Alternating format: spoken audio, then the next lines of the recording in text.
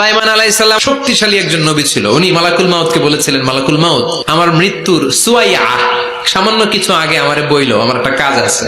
মালাকুল মাউত মৃত্যুর কিছু সময় আগে এসে বলল, সুলাইমান টাইম ইজ আপ, সময় শেষ, অল্প কিছু সময় বাকি, কি করবেন করেন। সাইয়েদনা সুলাইমান জিনদেরকে ডাকলো, ও জিনেরা, বিশাল একটা প্রজেক্ট আছে, প্রজেক্টে কাজ শুরু করো। আর কিছু জিনকে বলল, চারদিকে গ্লাস ফিটিং করা একটা রুম বানাও। সাইয়েদনা সুলাইমান আলাইহিস সালাম গ্লাস ফিটিং করা রুমের ভেতরে ঢুকলেন, লাঠির মধ্যে ভর করে দাঁড়িয়ে রইলেন আর জিনদের দিকে তাকিয়ে রইলেন। জিনেরা এত বদমাশ ছিল, সাইয়েদনা সুলাইমান দাঁড়িয়ে না থাকলে কাজ করতো না। উনি এমন ভাবে দাঁড়িয়েছেন, রুহু চলে গেল, লাশ হয়ে দাঁড়িয়ে রইলেন, লাঠির মধ্যে দাঁড়িয়ে আছেন, জমিনের মধ্যে লুটিয়ে পড়ে নাই। জিনগুলো দূর থেকে ভাবলো বস তো দাঁড়ায় আছে।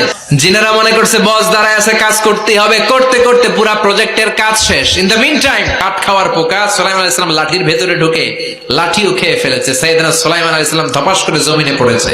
আর জিনেরা কয়, হায় হায়, খালি খালি কাম করছে এতদিন।